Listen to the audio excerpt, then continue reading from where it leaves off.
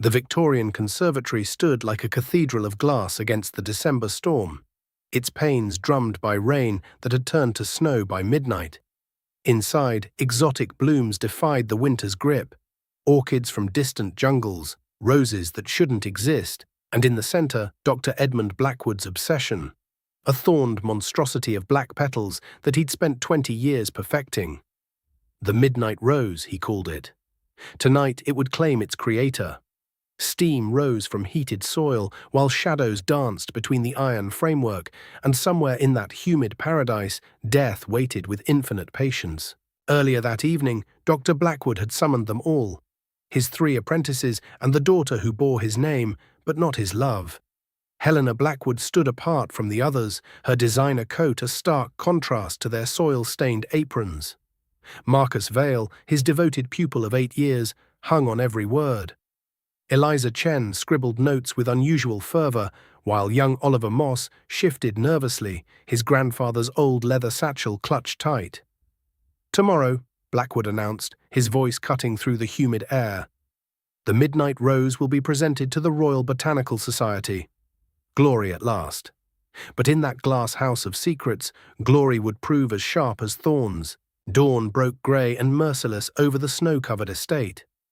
Marcus Vale arrived first, keys jingling in the morning stillness, only to find the conservatory door locked from within. Through the glass, a horror beyond imagining.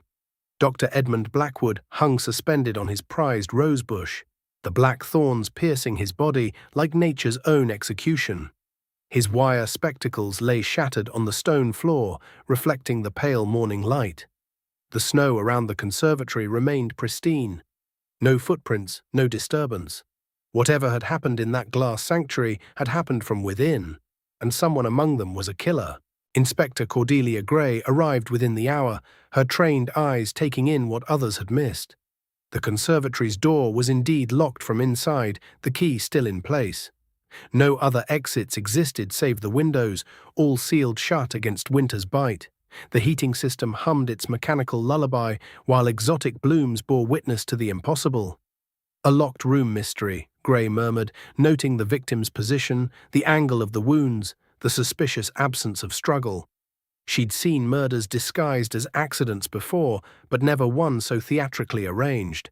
The killer had wanted this to look like something other than murder. But why? One by one, Inspector Grey questioned the suspects in the estate's oak-panelled library.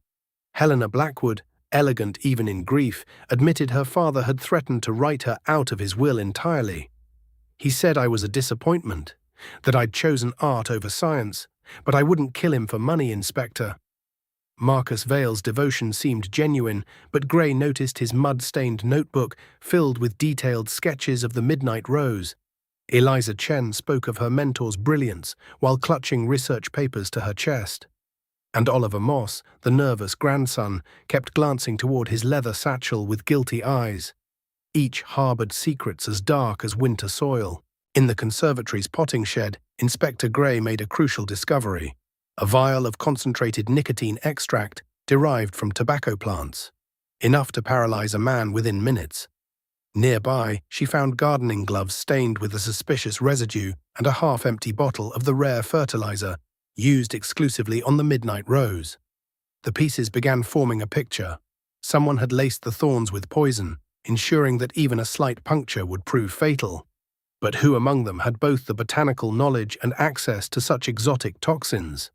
The killer was hiding in plain sight, wearing the mask of innocence. The evidence seemed to point directly at Marcus Vale. His fingerprints were on the fertilizer bottle, his notebook contained detailed studies of plant toxins, and he'd been the last to leave the conservatory the night before. When confronted, Marcus's composure cracked like autumn leaves. "Yes, I studied poisons. Yes, I had access to everything. But I would never harm Dr. Blackwood. He was like a father to me." His protests fell on suspicious ears. Helena watched from the doorway, her face a mask of cold satisfaction. But Inspector Grey noticed something others missed: the way Eliza Chen's hand trembled as she clutched her research papers, and how Oliver Moss had grown suddenly quiet. As evening fell and the storm intensified, Inspector Grey assembled all suspects in the conservatory, where Dr. Blackwood had met his end. Rain hammered the glass roof while exotic blooms swayed in the humid air.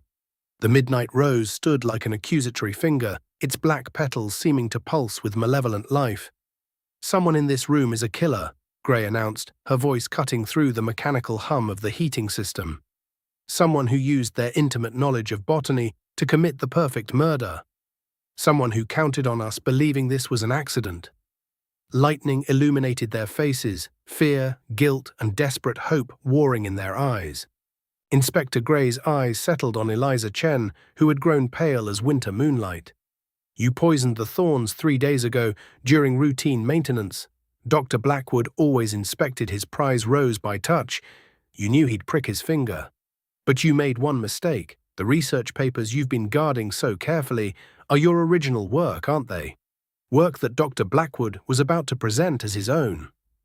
Eliza's notebook fell from trembling hands, revealing detailed sketches of hybrid techniques and her signature on every page. 20 years I've worked in his shadow," she whispered. "My discoveries, my breakthroughs, all stolen.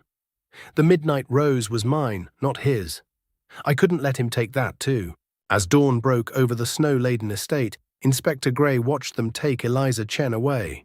The conservatory stood silent now, its glass walls fogged with condensation and secrets. The midnight rose would bloom no more, its creator and his killer both claimed by ambition's thorns.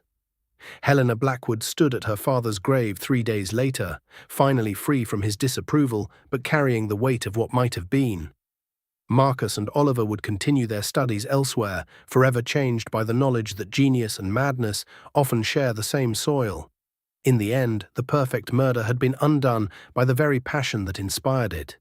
The relentless pursuit of recognition in a garden where only the strongest survive.